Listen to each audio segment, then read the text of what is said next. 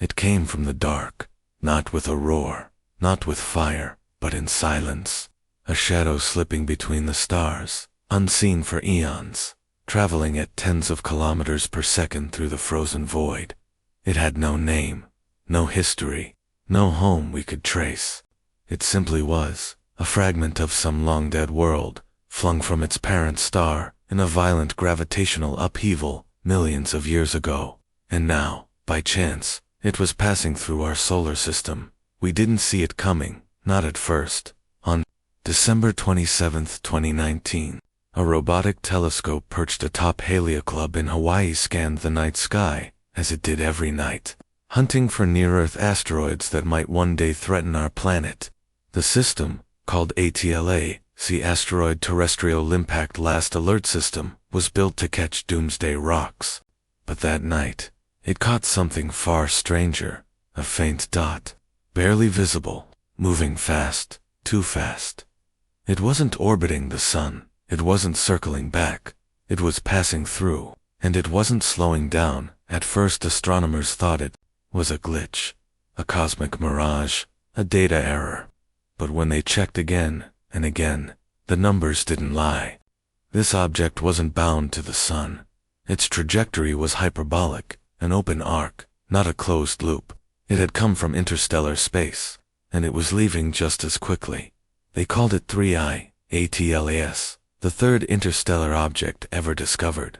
The 3I meant it was the third confirmed visitor from beyond our solar system. The Atlas honored the telescope that found it. But unlike the first two, 1I, Oumuamua, the mysterious elongated object that defied explanation, and 2I Borisov, a comet spewing gas and dust like a cosmic firework, 3I ATLAS was different. It was quiet, dark, almost invisible, and that's what made it terrifying. Not because it posed a threat. It passed within Earth's orbit, but it wasn't aiming for us. It was just passing through, like a stranger walking down an empty street. At 3 a.m., eyes forward, never looking back. But what if it wasn't just a rock? What if it was something else? Let's not jump to aliens. Not yet. Let's stick to what we know, because the truth is unsettling enough. 3I Atlas entered the solar system from the direction of the constellation Columba, slicing through the plane of the planets at a steep angle, not like most comets and asteroids, which move in relatively flat orbits. It didn't belong here. It never had. Its speed was the first clue. At 32 kilometers per second relative to the sun, over 70,000 miles per hour, it was moving too fast to be gravitationally bound. Even at its closest approach to the sun on March 15, 2020. When it reached 0.96 astronomical units, just inside Earth's orbit, it never slowed enough to be captured. It dipped in, got a gravitational kick, and kept going, faster now. Slingshot into the outer dark. It wasn't coming back. It never would. So where did it come from? That's the question that haunted astronomers. They ran simulations, tracing its path backward through time, through the shifting stars. But the galaxy is a chaotic place. Stars drift.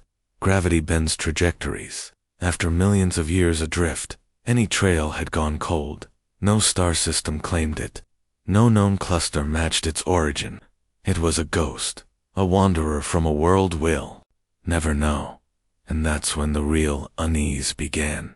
Because when they looked at its light, they saw nothing. No coma, no tail, no escaping gas, no ice turning to vapor as it neared the sun. Borisov had blazed like a fireworks display. Oumuamua was strange, but at least it reflected light in odd ways. This one, it was dark, almost black, and silent. Too silent it reflected just enough sunlight to be detected, neutral in color, slightly red, like old rock baked by eons of radiation. Spectral analysis showed no water, no carbon dioxide, no cyanogen, nothing. It was as if it had been emptied, stripped, of everything volatile, like a corpse left in the desert. Size. Estimates placed it between 100 and 300 meters across a city block, maybe a small mountain. Not big enough to cause a global catastrophe, but large enough to survive the journey, large enough to carry secrets. And that's when the fear started to creep in, not the fear of impact, but the fear of ignorance. We missed the window. That's the brutal truth. By the time they realized what it was already on its way out, fading, vanishing into the outer solar system. They scrambled, the Very Large Telescope in Chile, Keck in Hawaii, Hubble in orbit, any instrument that could track a fast-moving speck in the sky. But it was too far, too faint, too fast. One shot, one chance to learn where it came from, what it was made of, whether it carried the chemistry of another world, and we barely got a glimpse. What if it had organic molecules on its surface? What if it was a fragment of a planet where life once existed? What if, buried in its silent core, there was a signature, some isotope, some mineral, that could rewrite everything we know about how planets form?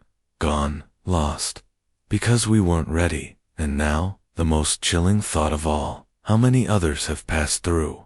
How many have we missed? Because here's the truth, they don't always say. Interstellar objects might be far more common than we think. Not rare anomalies, not once-in-a-century events. Maybe one passes through the inner solar system every few years. We just don't see them. Too small, too dark, coming from the wrong direction, right in line with the sun, where our telescopes can't look, or arriving too fast, appearing for just a few nights before vanishing forever. 3I Atlas wasn't special because it was unique. It was special because we saw it. But what if the next one isn't a rock? What if the next one is active? Imagine an interstellar comet, rich in complex organics, streaking in from the void. It heats up near the sun. Its ices erupt. Jets of gas and dust spiral into space. And in that plume, amino acids, sugars, the building blocks of life. Or worse, what if it's not natural? We laugh at the idea. Aliens, space probes, nonsense. But Oumuamua was so strange, its elongated shape, its unexplained acceleration that even Harvard's Avi Loeb suggested it might be artificial. A solar sail, a derelict ship. We dismissed it, but we couldn't explain it. And now 3IATLAS shows up, silent, dark, inert, and we don't even know if it's truly natural. What if it's a relic of a dead civilization? A tombstone flung into the void? Or worse, what if it's a scout? We don't know. We can't know, because we didn't get close enough. And that's the real horror of 3I Atlas. It wasn't a threat. It wasn't a message. It was a warning. A warning that we are not alone. That the galaxy is full of wanderers.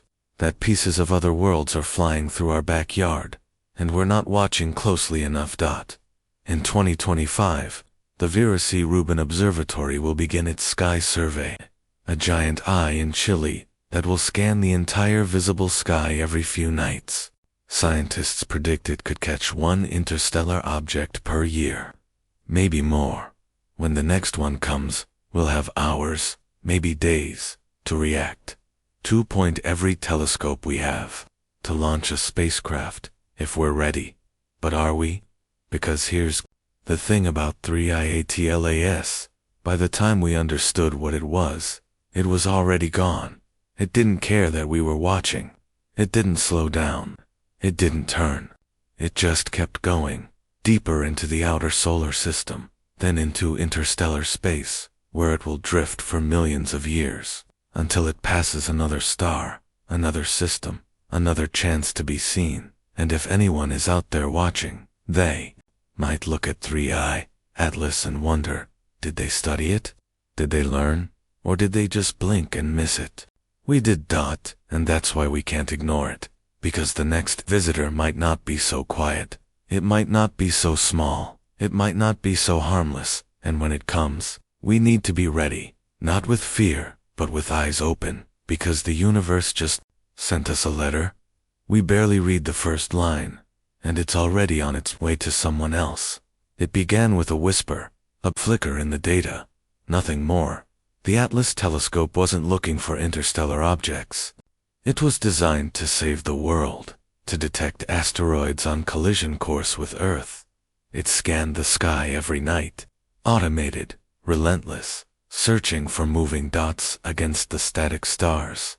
That night, it found one, faint, fast, unusual. At first, it was just another candidate, one of hundreds flagged daily, but something about its motion didn't fit. It wasn't looping. It wasn't circling back. It was moving in a straight line, or as straight as gravity allows, cutting across the solar system like a bullet. Astronomers ran the numbers. Eccentricity, 1.12. That number meant everything. Anything above 1.0 is not bound to the sun. It's on a one-way journey. This thing wasn't ours. It had come from outside. They checked the data again. Then again, they brought in Pan-STARRS, another Hawaiian telescope. Same result, same trajectory, same impossible speed. It was real. They reported it to the Minor Planet Center. Within days, it was designated 3I Atlas. Third interstellar object. But this one felt different. It didn't shine. It didn't flare. It didn't erupt. It just was like a shadow with mass. They tried to measure its rotation. Nothing clear. The brightness didn't vary enough to reveal a spin. Maybe it was spherical. Maybe it was tumbling slowly. Or maybe it was so dark that any changes in reflection were lost in the noise.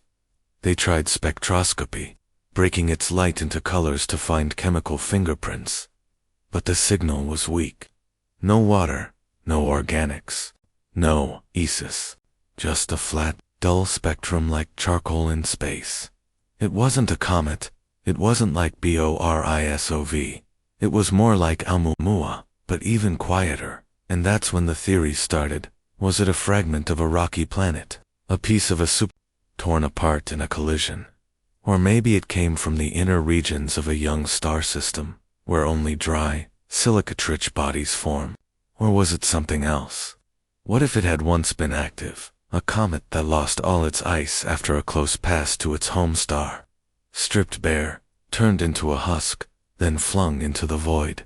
Or worse, what if it was designed to be inert? We laugh. But consider this. If an advanced civilization wanted to send a probe across interstellar space, they wouldn't make it bright. They wouldn't make it noisy. They'd make it dark, cold, hard to detect. A stealth observer, passive, silent, recording. We assume all interstellar objects are natural. But what if we're wrong? What if 3I Atlas was watching? We'll never know, because we didn't get close. We didn't send a probe. We didn't even try. There was talk, whispers in the astrophysics community about launching a mission. A fast interceptor, a spacecraft that could chase it down. But it was moving too fast. By the time we realized what it was already receding at 45 kilometers per second. To catch it, we'd need a rocket with unprecedented speed, something like a nuclear-powered ion drive, or a solar sail pushed by lasers. We don't have that yet, so we watched it fade. Month by month, it grew dimmer.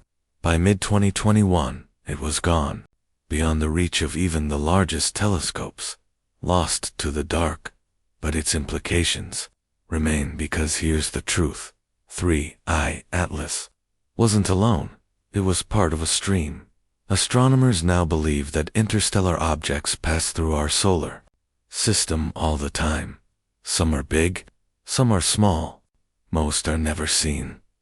A 2023 study estimated that there could be thousands of interstellar objects larger than 100 meters passing within Earth's orbit every year. But they're too dark, too fast, or arrive when we're not looking. We're blind, and that's dangerous. Not because they'll hit us. The odds of an interstellar object striking Earth are astronomically low, but because we're missing a chance to learn. Every one of these objects is a sample from another star system, a piece of a world we'll never visit, a clue to how planets form across the galaxy, and we're letting them go. But 3I Atlas was different. It wasn't just a rock, it was a test of our readiness, a test of our curiosity, and we failed. We didn't act fast enough, we didn't coordinate, we didn't have a plan. Next time we might not get a second chance, because what if the next one is different? What if it's not dark? What if it flashes? What if it emits a signal, or changes course? We won't know until it's too late. The Vera C. Rubin Observatory will change that, with its 8.4-meter mirror and 3.2 gigapixel camera. It will scan the entire sky every few nights, detecting motion, brightness, changes anything unusual. Scientists estimate it could find one interstellar object per year, maybe more. When the next one comes, we'll have a window, maybe a few weeks, to study it. Will we be ready? Will we have a spacecraft on standby? Will we know where to point the telescopes? Or will we repeat the same mistake? Because here's the thing about space. It doesn't care about our bureaucracy. It doesn't wait for funding. It doesn't pause for committee meetings. It moves, and so must we. 3I/Atlas was a visitor, but it wasn't a guest. It was a reminder that we are not the center of the universe, that we are not isolated, that the galaxy is alive with motion, with chaos, with fragments of dead worlds drifting between the stars. And one day, one of them might carry something more than rock. It might carry life, or the blueprint for life, or a message, or a warning. We don't know, but we have to look. We have to try. Because the next one might not be silent. It might not be dark. It might not be inert. And when it comes, we need to be watching, not just with telescopes, but with minds. Open hearts, racing ready, because the universe is not empty. It is full of travelers, and one of them just passed through our backyard. We barely noticed, but it noticed us, and it's gone.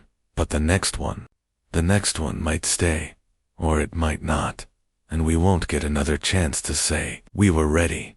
So let this be the wake-up call. Let 3IATLAS be the name we remember.